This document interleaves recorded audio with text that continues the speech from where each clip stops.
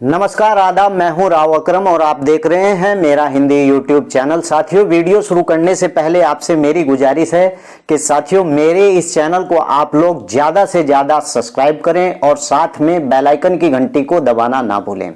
तो चलिए आज का वीडियो शुरू करते हैं। आज का वीडियो मेरा ग्राम पंचायत को लेकर है, क्योंकि उत्तराखंड का मात्र एक जिला हरिद्वार, जिसके अंदर ग्राम पंचायत का चुनाव की तैयारी चल रही है और उसी के उपलक्ष्य में मैं बात करूंगा जिला हरिद्वार के लोगों के बारे में। तो चलिए वीडियो शुरू करते हैं। साथियों, जिला हरिद्वार के उन तमाम अपने चाहने वाले सदस्य और जितने भी ग्राम पंचायत का चुनाव लड़ने की तैयारी में हैं, जितने भी सदस्य या फिर जो लोग इस बार अपने दो हाथ आजमाना चाहते हैं ग्राम पंचायत के चुनाव में, उन्हें एक जानकारी देना चाहता हूं जिला हरिद्वार के बारे में। साथियों, आप लोग जानते हैं कि मेरे उत्तराखंड कि जिला हरिद्वार के अंदर 4 तहसील हैं, हरिद्वार, रुड़की, लक्सर और भगवानपुर।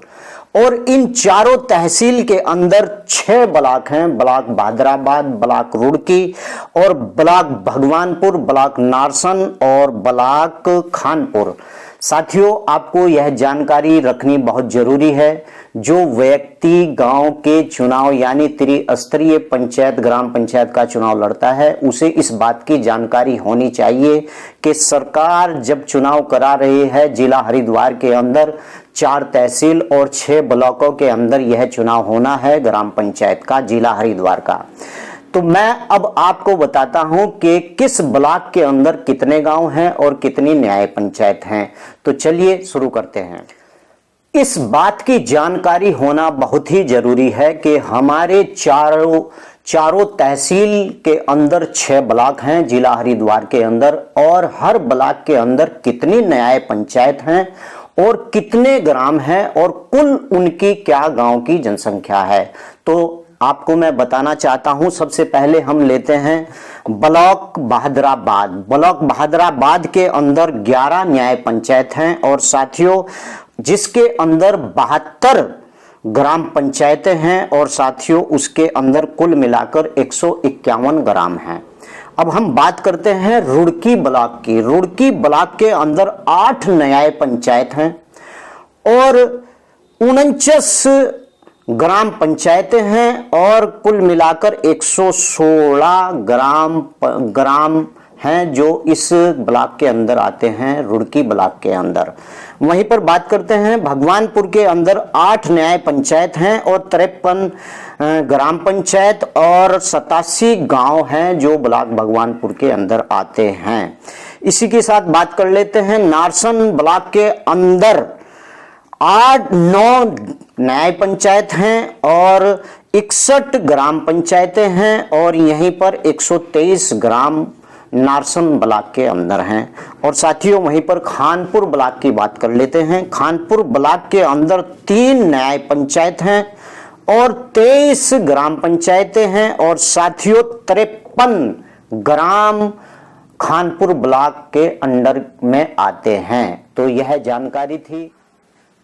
और वहीं पर पूरे जिला हरिद्वार के अंदर 308 ग्राम पंचायतें हैं और 643 ग्राम हैं, यानी कि इन 643 गांव का इलेक्शन यानी ग्राम पंचायत का इनके अंदर मार्च के अंदर इनका समय पूरा हो जाएगा और इनका चुनाव होने जा रहा है जिला हरिद्वार के अंदर।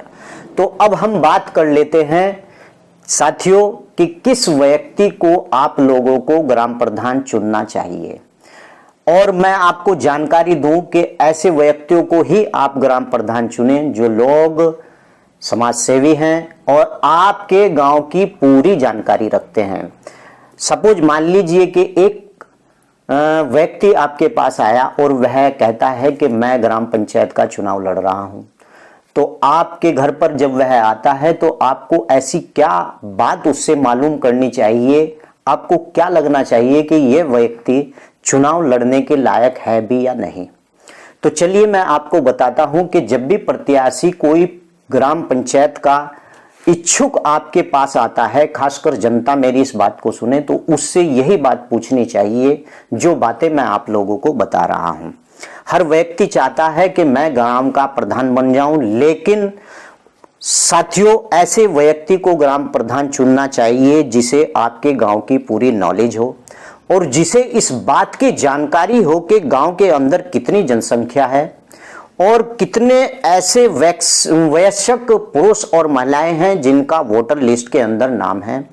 उस कैंडिडेट को यह भी पता होना चाहिए कि गांव के अंदर कितने बीपीएल के कार्ड हैं। उस व्यक्ति को यह भी पता होना चाहिए कि गांव के अंदर कितने अंत्योदय के कार्ड हैं और उस व्यक्ति को इस बात की भी जानकारी होनी चाहिए कि गांव के अंदर ऐसे कितने परिवार हैं जिनके पास बीपीएल के राशन कार्ड या फिर अंत्योदय राशन कार्ड जिन परिवारों के अंदर नहीं है, इनकी जानकारी उसे होनी चाहिए। और तीसरी बात यह होनी चाहिए कि उस व्यक्ति को यह जानकारी हो कि गांव के अंदर ऐसे कितने व्यक्ति हैं जिन लोगों के पास निवासीय पट्टा यानी कि जिन लोगों के पास आवास के लिए पट्टा उपलब्ध नहीं है। और उस व्यक्ति को यह भी जानकारी होनी चाहिए कि गांव के अंदर कितने ऐसे व्यक्ति हैं जो गरीब और लाचार हैं जिन्हें मकान की जरूरत है। और उसे यह भी जानकारी होनी चाहिए कि गांव के अंदर जो सरकार योजनाएं चला रही हैं उन योजनाओं से गांव का विकास कैसे होगा। और उस व्यक्ति को इस बात की पूरी जानकारी होनी चाहिए कि ग्राम पंचायत के पास फिलहाल मौजूदा कितनी ऐसी भूमि पड़ी हुई है जिसका वह पट्टा उपलब्ध करा सकता है। लेकिन साथियों, ऐसे व्यक्ति बहुत कम मिलते हैं जो लोग ऐसी जानकारी रखते हैं गांव के अंदर कि उन्हें सब कुछ मालूम होता है। खासकर आप लोगों को बता दूं कि ऐसे व्यक्ति लोग चुनाव लड़ते हैं जिन्हें पूरी जानकारी अपने गांव की नहीं होती है।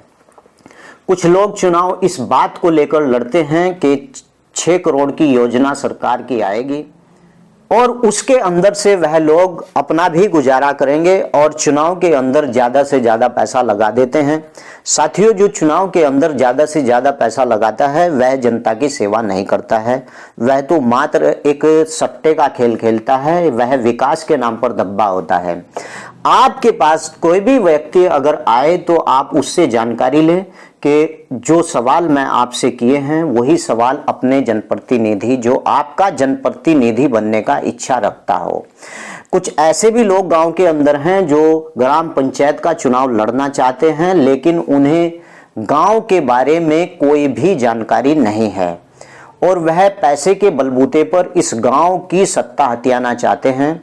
ऐसे व्यक्ति को आप वोट दें और ऐसे व्यक्ति को ग्राम प्रधान चुनें जो व्यक्ति आपके बीच का हो और जो व्यक्ति इस बात की जानकारी रखता हो कि पिछले ग्राम प्रधान ने क्या भ्रष्टाचार किए, कहां पर उसने निर्माण को गलत तरीके से किया, कहां पर उसने गरीब जनता के हित में काम नहीं किया, कहां पर उसने ग्राम निधि के अंदर भ्रष्टाचार किया।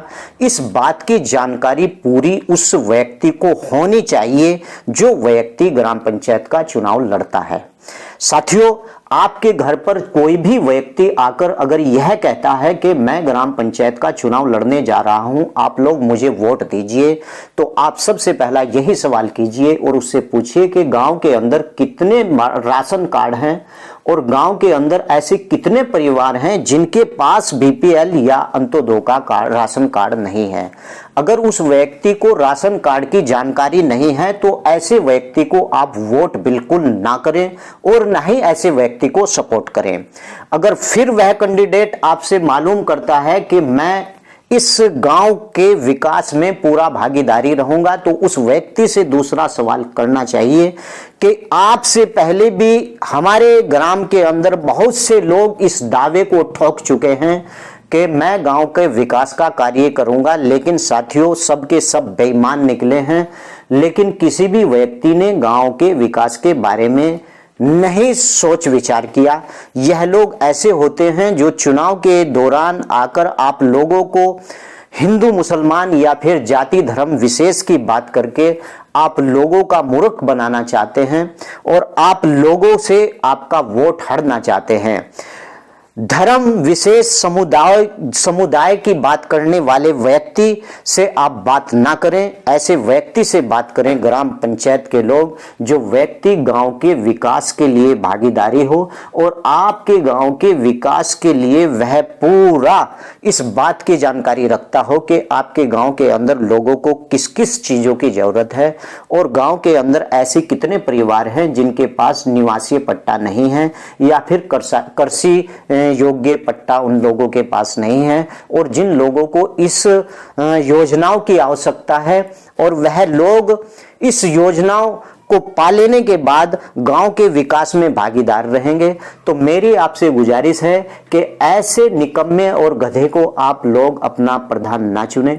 ऐसे व्यक्ति को आप लोग प्रधान चुने जो व्यक्ति आपके गांव के हित में हो, आपके गांव की जनता के हित में हो, और जो गांव की पूरी जानकारी अपने पास सबमिट रखता हो और पूरी उसे जानकारी हो, इस बात की भी जानकारी हो कि कितने परिवारों के पास बीपीएल राशन कार्ड नहीं है। आप देखते रहिए मेरा चैनल और सब्सक्राइब भी कीजिए। जय हिंद, जय भारत।